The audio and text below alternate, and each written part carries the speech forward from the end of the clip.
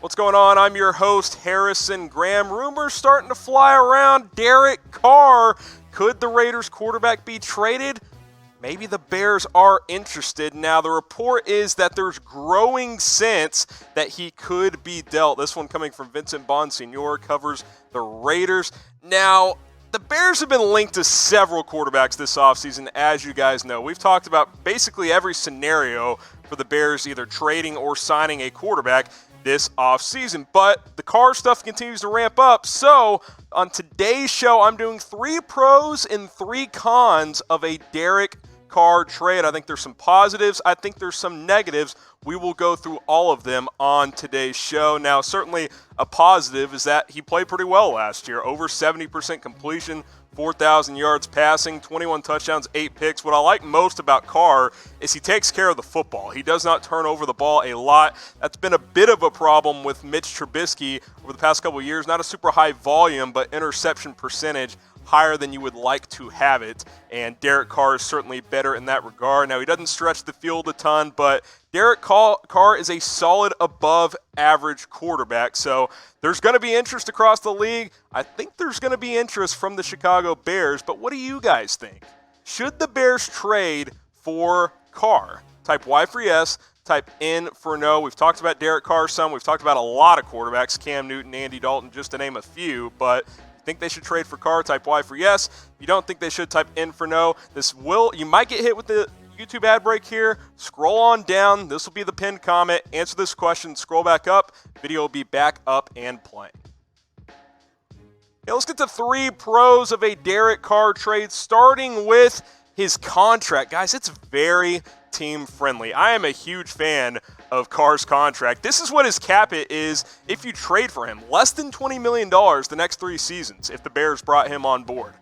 That's really good for a good, solid starting quarterback. Now, I'm not going to call Derek Carr an elite quarterback, but he's top 15, top 16, top half of the league, and look at what the highest paid guys get paid against the cap. Over $30 million across the board. Kirk Cousins at $31 million. I think Carr and Cousins are in the same ballpark, guys. Jimmy G at 26. I mean, I think you can make the argument that these 5 guys in particular are better than Carr, but those last couple, is Jimmy G $7 million better than Derek Carr? Is Kirk Cousins $12 million better than Derek Carr? I don't really think so, and you have him under contract for the next 3 years, plus his dead cap hit is not that much. It's basically zero after the 2020 NFL season. It's around $5 million this upcoming year. This is a very good value quarterback as far as finances go. That is a positive if you were to trade for Derek Carr. Now, we're approaching 3,000 subscribers here on our Bears-only YouTube channel. Go ahead and get subscribed. You see the link down below, youtube.com/Bears. Now, go ahead and hit that red button. We will have rumors, news, free agency coverage, trade rumors like today, draft coverage, NFL draft kicking into gear. Might have that 7-round mock coming out here in the next few days. Got to subscribe. Get us to 3,000 subs by March 1st. Next pro here for Derek Carr. Look, you guys don't want to hear this, but he's an upgrade right now. He is absolutely an upgrade over Trubisky at this point in time. Now, can Mitch improve and be a better quarterback than Derek Carr down the line? Absolutely. He's younger, and he's still, you hope, ascending as a player, whereas, maybe Carr doesn't have a lot of ascension left in his career. But the stats don't lie. The completion percentage, not very close, almost 1,000 extra yards. Now, Trubisky missed time with the collarbone injury, but the yards per game is in Carr's favor as well. Touchdown interception ratio better. QBR in Carr's favor. He just played better than Trubisky last year. Now, 2018, it's closer for sure, but what we know as of now is that Derek Carr is a pretty consistent quarterback where Mitchell Trubisky is not very consistent. So if you're trying to win this year in 2020, I think Derek Carr gives you a better chance of doing that than Trubisky does. Now, if the argument is 5 years from now, maybe it's a different discussion. But I am talking about the here and now, and I think Derek Carr is a better player than Trubisky at this point in time. Maybe you guys disagree. Pick a quarterback for next year and beyond. Type C for Carr, type T for Trubisky. Look, it's complicated. Depends on how you look at it. If it's just for 2020, I'm typing my C. Now, if you factor in money, 5 years, age, all that stuff, Maybe I rolled the dice with Trubisky, but I think the Bears are in win-now mode. You could make that argument, and if the Raiders are going to ship him off, Bears should be interested. So let me know. Cast your votes down in the comments section. Okay, Bears fans, we have a lot of hats on sale for you guys with our partner Fanatics. Tons of different styles. Go to this link, chatsports.com/BearsHats.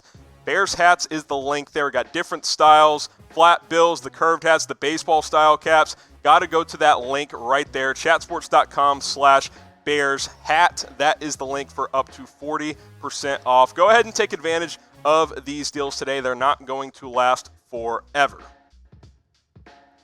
One more pro here. He's still young. I kind of had to do a double take when I checked this. Derek Carr is 28 years old.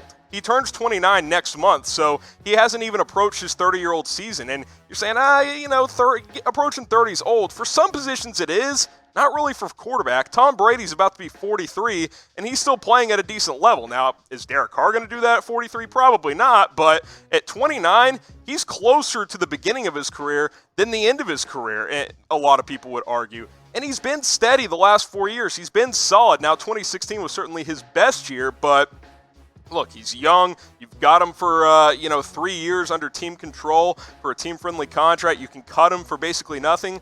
I'm not convinced he's going to cost a ton via trade either. So I think there's a lot to like about Derek Carr. There's a lot of reasons that the Bears should be interested in trading for him. Now, I've asked you guys this question a few times. Want to ask it again. What's the Bears' biggest need this offseason? Is it a quarterback? Is it offensive line? Tight end? There's a couple of different areas you could go there. I still think O-line and tight end are the two biggest needs, but hey, I'm not against the Derek Carr trade, so let me know in the comments down below.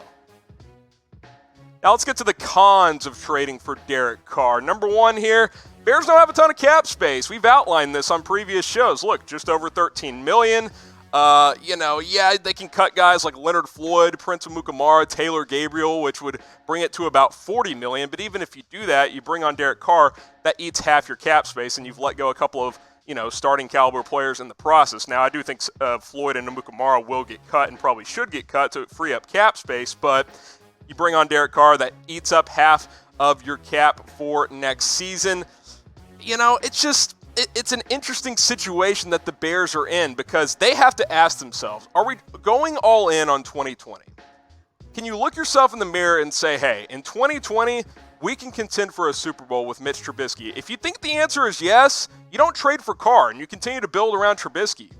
But if you think you can win in 2020, I have a hard time believing that franchise can think that Trubisky can do this next year. A couple years from now, could it happen? Possibly. I'm not so sure. Now, we talked about some of these guys the Bears could cut to save some cap space. What do you guys think they should do with Leonard Floyd and Prince Amukamara? Type K for keep, type C for cut. You cut both these guys, saves you about $22 million in cap space. I think the answer is obvious. I'm typing my C down below. Next con here, has Derek Carr hit his ceiling? This one's interesting. We showed the last 4 years earlier, and it's a fair question. Now, let's put it side by side, because 2016 was Derek Carr's best season before he got hurt late in the year. He was in the MVP race. The Raiders went 12-4. They were one of the favorites in the AFC before he had a leg injury and missed the playoffs, and they got bounced in the first round. Almost 4,000 yards. You guys see the touchdown to interception ratio. His rating was good. Now, he's been solid the last 3 years, but there's not really improvement there, and the volume on touchdowns has gone down. Now, look, the players around him aren't as good. No more Amari Cooper. Michael Crabtree was still a good player back in 2016. They don't have that caliber of talent anymore. I like Darren Waller. I think he's a pretty good tight end, but overall, not as good of weapons around him. But I think that it's a fair question to wonder if Derek Carr has peaked as an NFL quarterback. Then my third con here, the Bears have limited draft capital. Why? Because their trade with the Raiders for Khalil Mack. And look, I'm not saying the Bears should regret that trade. Mack's been a good player, but it's ironic that we're circling back to a possible trade with this same franchise. Now, we know the Bears don't have a first-round pick, so this is kind of the trade idea I've thrown together and mentioned a couple of times. Talked to my guy Tom Downey, who has a pretty good feel for this stuff, and he thinks this range makes some sense. So Raiders get the number 50 overall pick from Chicago. Again, have those 2 second-round picks. Bears get back Derek Carr and a third from Las Vegas. Because I think a third-round pick is about the range for Derek Carr right now. Maybe it's just a second. If it's just a second, you're not getting that third in return. But if it's a third, you trade a second because you don't have a third, get a third back along with Derek Carr. You see the question on the screen. What would you give up for Derek Carr? Go ahead and comment your trade packages. Let me know down in the comments section. Now let's go ahead and recap the pros and cons for a Derek Carr trade. Here are the pros. Team-friendly contract. Like I said, cap hit less than $20 million over the next 3 seasons. Hardly any dead cap. I think he's an upgrade right now. Maybe you guys disagree, but at this point in this time, he is a better quarterback than Mitchell Trubisky, and he's still young. Turns 29 next month. You know, quarterbacks still play at a high level on into their mid and late 30s. There are cons as well. I want to keep it, be fair. Talk both sides of the fence. Bears don't have a ton of cap space. There's a fair question whether or not Derek Carr has hit his ceiling as a quarterback. 2016 was his best year. Hadn't been quite as good since. And look, Bears don't have a first-round pick. Do you want to give up more draft picks to bring on a guy like Derek Carr? I think those are fair questions to ask if you are the Bears front office. Thank you so much for watching Chicago Bears Now. If you want my top 20 free agent targets for the Bears, go ahead and watch this video right here. Plus, I put together 6 quarterbacks the Bears could trade for. Derek Carr's on the list, but if you don't like him, watch this video here. There's some other options. And if you want Bears videos all off season long, go subscribe right here. Bear down.